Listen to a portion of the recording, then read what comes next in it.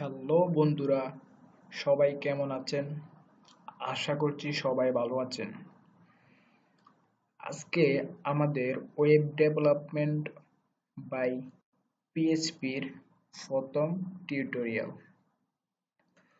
So আজকে আমরা পিএইচপির সাথে পরিচিত হব, পিএইচপি নিয়ে কিভাবে কাজ করতে হয়, পিএইচপির ইন্ট্রোডাকশন সম্পর্কে আমরা আজকে জানব।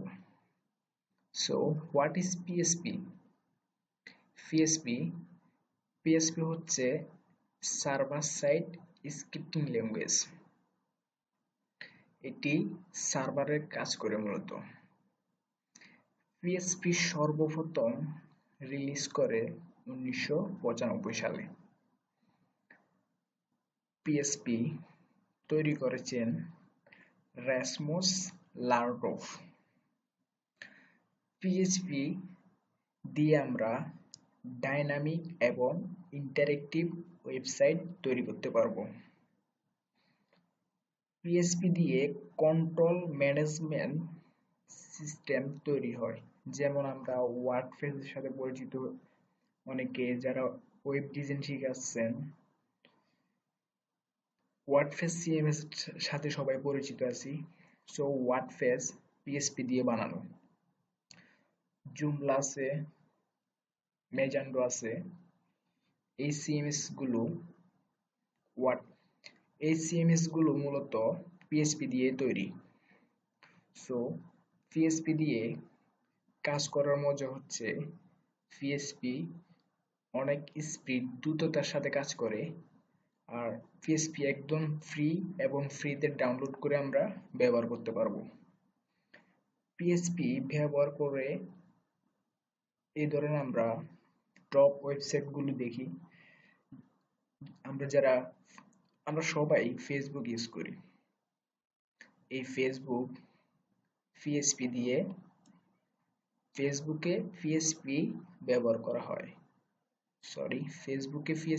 করা হয়েছে এবং ইয়াহু, উইকিপিডিয়া, ফ্লিকারের মতো এই টপ ওয়েবসাইট গুলোতে পিএইচপি ব্যবহার করা হয়েছে।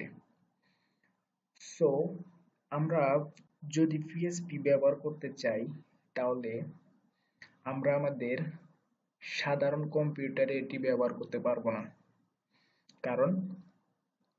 কারণটা হচ্ছে, আমরা এর আগে বলেছি পিএইচপি একটি সার্ভার সাইড স্ক্রিপ্টিং ল্যাঙ্গুয়েজ, অর্থাৎ এটি সার্ভার নিয়ে কাজ করে। আমরা লোকাল কোনো পিসিতে এটি ব্যবহার করতে পারবো না। সো তাহলে আমরা কিভাবে এটি ব্যবহার করব? ওইটার সমাধানও আমাদের আছে। সো পিএইচপি ইউজ করতে হলে আমাদের কম্পিউটারে একটি লোকাল সার্ভার বানাতে হবে। সো লোকাল সার্ভার কি? লোকাল সার্ভার বলতে আমরা দুটি সফটওয়্যার ইউজ করলে হয়। একটি জাম্প আছে, ওয়াম্প আছে। সো যারা উইন্ডোজ ইউজার তারা জাম্প ইউজ করলে বেটার, যে যেটা ইউজ করে আর কি। সো পিএইচপি ব্যবহার করতে হলে তাহলে আমাদের একটি লোকাল সার্ভার বানাতে হবে। তাহলে আমরা চলুন লোকাল সার্ভার কিভাবে বানাই দেখে আসি। লোকাল সার্ভার বানানোর জন্য আমরা ব্রাউজারে চলে যাব। আচ্ছা, এর আগে জেনে নিই পিএইচপি দিয়ে আমরা কি কাজগুলো করব। এটি দেখতেই পাচ্ছেন একটি ফেসবুক ফর্ম। এই ফ্রন্ট এন্ডের কাজটা মূলত HTML, CSS অথবা বুটস্ট্র্যাপ দিয়েও করা যায়। এই ফ্রন্ট এন্ডের ডিজাইনটা আমরা যারা ওয়েব ডিজাইন শিখাচ্ছি, এরকম আমরা ফ্রন্ট এন্ড ডিজাইনগুলো করতে পারি। কিন্তু এখানে ধরুন first name, user name, email address, password দিয়ে যখন আমরা সাইন আপে ক্লিক করব,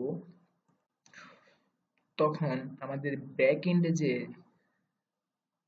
কাজগুলো করবে, ওই কাজগুলো মূলত পিএইচপি করবে। এখানে লগইন, অর্থাৎ এখানে দেখুন ইমেল অর পাসওয়ার্ড দিলে লগ ইন হবে। এখানে first name last name user name দিলে সাইন আপে ক্লিক করলে নতুন একটি অ্যাকাউন্ট ক্রিয়েট হবে। সো মূলত ব্রেক ইন্ডের সব কাজগুলো আমরা পিএসপি দিয়ে করতে পারবো। সো এবার আমরা এই কাজগুলো স্টেপ বাই স্টেপ শিখব। সো চলুন আমরা কিভাবে লোকাল সার্ভার বানাতে পারি ওটা দেখে আসি। লোকাল সার্ভার বানানোর জন্য খুবই সহজ, আমরা গুগলে চলে যাব। গুগলে গিয়ে সার্চ করব জ্যাম। জ্যাম সার্ভার দিয়ে সার্চ করলে জ্যাম্পের অফিসিয়াল ওয়েবসাইট থেকে ডাউনলোড করতে খুবই সহজে ডাউনলোড করা যায়। আমরা জ্যাম সার্ভার দিয়ে কাজ করতেছি। যারা দুটি সার্ভার দিয়ে কাজ করা যায়, জ্যাম দিয়ে করা যায়, ওয়ার্ম দিয়ে করা যায়। সো যার যেটা ভালো লাগে ওইটা দিয়ে করতে পারেন। সো আমি জ্যামটাই দেখাচ্ছি, জ্যামটাই ভালো সার্ভিস দেয়, ওই জন্য আমিও জ্যামটা ইউজ করি। সো জ্যাম সার্চ দেওয়ার পর এখানে জ্যাম্পের অফিসিয়াল ওয়েবসাইটে দেখুন www.apachefan.org থেকে তাদের অফিসিয়াল ওয়েবসাইট থেকে এটা ডাউনলোড করবেন। এখানে গিয়ে ডাউনলোড বাটন ক্লিক করলে দেখুন খুবই সহজ। উইন্ডোজ যারা ইউজার তারা 7.2.11 এই আপডেট ভার্সনটি ডাউনলোড করবেন। আর যারা লিনাক্স ইউজার তারাও সেম আপডেট ভার্সনটি ডাউনলোড করে নেবেন। সো আমার পিসিতে অলরেডি ডাউনলোড করা আছে, আমার নেট কানেকশনটি না থাকার কারণে আমি এটা দেখাতে পাচ্ছি না। সো আমার পিসিতে অলরেডি ডাউনলোড করা আছে। সো এটি খুবই সহজ, এখান থেকে ডাউনলোড করে নেবেন। ডাউনলোড বাটনে ক্লিক করলে ডাউনলোড হবে। দেন আমরা নর্মালি যে সফটওয়্যারগুলো ইনস্টল করি ওই ধরনের নেক্সট নেক্সট দিয়ে আমরা ফার্স্ট সিলেকশন করে এই সফটওয়্যারটি ইনস্টল করব। সো আশা করছি সবাই এই কাজটি পারবেন। সো ডাউনলোড করার পর দেন কি করব আমরা, চলুন আমরা ধরুন লোকাল ডিস্ক জিতে আমার এই ফাইলটি ডাউনলোড আছে, ক্লিক করলাম।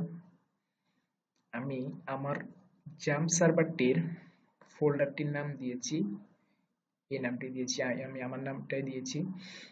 আপনারা যে নামটি দিবেন ওই নামটি, বিশেষ করে আপনাদের ইনস্টল করার পর জ্যাম নামের এই ধরনের একটা ফোল্ডার পাবেন, অথবা ইনস্টল করার সময় যদি নেমটা দিয়ে দেন তাহলে নেমের এই ফোল্ডারটির ভিতরে দেন ডাবল ক্লিক করবেন। ডাবল ক্লিক করার পর এখানে দেখুন জ্যাম্পের অনেকগুলো ফাইল আছে। সো এত ফাইল দেখার দরকার নেই, আমাদের জাস্ট htdocs নামে একটি ফোল্ডার দেখতে পাবেন। htdocs দেখুন, htdocs এ ক্লিক করলাম। ক্লিক করার পর দেন এখানে আমরা একটি ফোল্ডার ক্রিয়েট করলাম। সো ফোল্ডারের যে কোনো নাম দিতে পারি আমি। ফোল্ডারের ভিতরে আমি নামটা দিলাম ধরুন php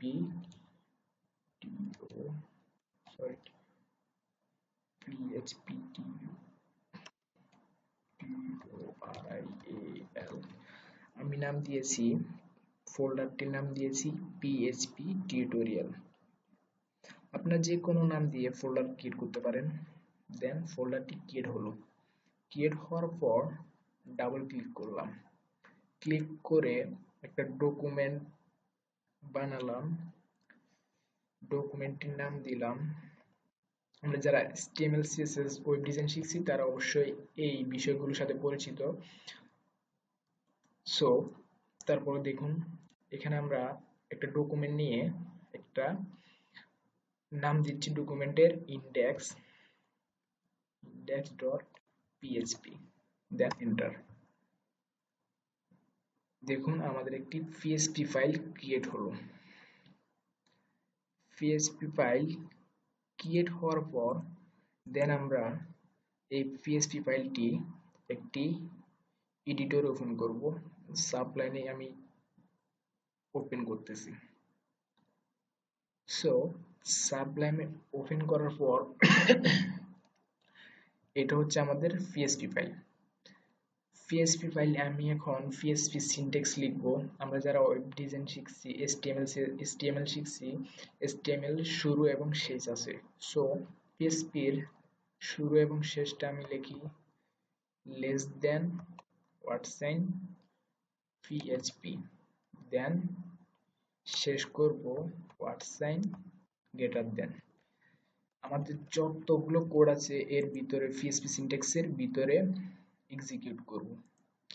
সো আমরা আমাদের সার্ভারটি যথারীতি কাজ করছে কিনা ওটি দেখার জন্য আমরা পিএইচপি সিনট্যাক্সটা লিখলাম। লিখার পর দেন আমরা আগে পিএইচপি সিনট্যাক্সটা শেষ করছি। দেন আমাদের যে জ্যাম্প সার্ভারটি ইনস্টল করছি ওইটা আগে ওপেন করতে হবে। দেখুন আমাদের জ্যাম্পের কন্ট্রোল প্যানেলে ঢুকবো। এখন কন্ট্রোল প্যানেলে ঢোকার পর এরকম একটি ইন্টারফেস আসবে। আসার পর আমরা জাস্ট অ্যাপাচি এবং মাইস্কুয়েল দুটি সার্ভার স্টার্ট করতে হবে। দেখুন এখানে স্টার্ট বাটন আছে, স্টার্টে ক্লিক করলাম, স্টার্ট হচ্ছে। সো স্টার্ট হওয়ার পর আমরা মিনিমাইজ করতে পারি অথবা ক্রস দিতে পারি, এটা ব্যাপার না। সো আমি মিনিমাইজ করলাম। আমাদের এখন জ্যাম্প সার্ভারটি রান আছে। আমরা এখন দেখুন পিএইচপি সিনট্যাক্সটি শুরু এবং শেষ করলাম। আমরা এখন একটি গুরুত্বপূর্ণ সিনট্যাক্সের সাথে পরিচিত হব, সেটি হচ্ছে পিএইচপিতে আউটপুট অর্থাৎ কোনো কিছু প্রিন্ট করার জন্য পিএইচপিতে ইকো করতে হয়। আমরা যারা জাভাস্ক্রিপ্ট শিখছি জানি জাভাস্ক্রিপ্টে প্রিন্ট করার জন্য জাভাস্ক্রিপ্টের কোড লেখা হয়। সো আমরা পিএইচপিতে ইকো করার জন্য অর্থাৎ আউটপুটটা দেখার জন্য আমরা ইকো করব। ইকো করে দেন এখানে আমরা হ্যালো ওয়ার্ডটি প্রিন্ট করব। হ্যালো ওয়ার্ড দেন কন্ট্রোল এস। অর্থাৎ আমাদের জ্যাম্প সার্ভারটি আমাদের লোকাল পিসিটি পিএইচপি নিয়ে কাজ করার জন্য প্রিপেয়ার কিনা ওইটি আমরা এখন হ্যালো ওয়ার্ড দিয়ে প্রিন্ট করে দেখব। সো দেখে আসি আমাদের। দেন ব্রাউজারে চলে যাব, গিয়ে নতুন একটি উইন্ডোজ নেব। উইন্ডো নিয়ে লিখব লোকাল হোস্ট, লোকাল হোস্ট দেন স্ল্যাশ লোকাল হোস্ট স্ল্যাশ। এখানে কি দিব? এখানে হচ্ছে আমরা যে htdocs এর ভিতরে একটি ফোল্ডার ক্রিয়েট করছি ওই ফোল্ডারটির নাম এখানে দিব। দেন আমার ফোল্ডারটির নাম হচ্ছে php দেন এন্টার। দেখুন খুব সুন্দরভাবে আমাদের হ্যালো ওয়ার্ডটি প্রিন্ট হয়ে গেছে। দেখতে পাচ্ছেন হ্যালো ওয়ার্ড অর্থাৎ পিএইচপিতে আউটপুট নিয়ে আসার জন্য প্রিন্ট করার জন্য ইকো দিতে হয়। সো আমরা ইকো দিয়ে ব্রাউজারে লোকাল হোস্টের স্ল্যাশ দিয়ে আমাদের ফোল্ডারটির নাম দিলাম, দিয়ে আমরা আউটপুটটা পেলাম হ্যালো ওয়ার্ড। সো আমাদের পিসিটি এখন টোটালি পিএইচপি নিয়ে কাজ করার জন্য প্রিপেয়ার। আশা করছি আপনারা জ্যাম্প সার্ভারটি ইনস্টল করে হ্যালো ওয়ার্ডটি প্রিন্ট করতে পারবেন।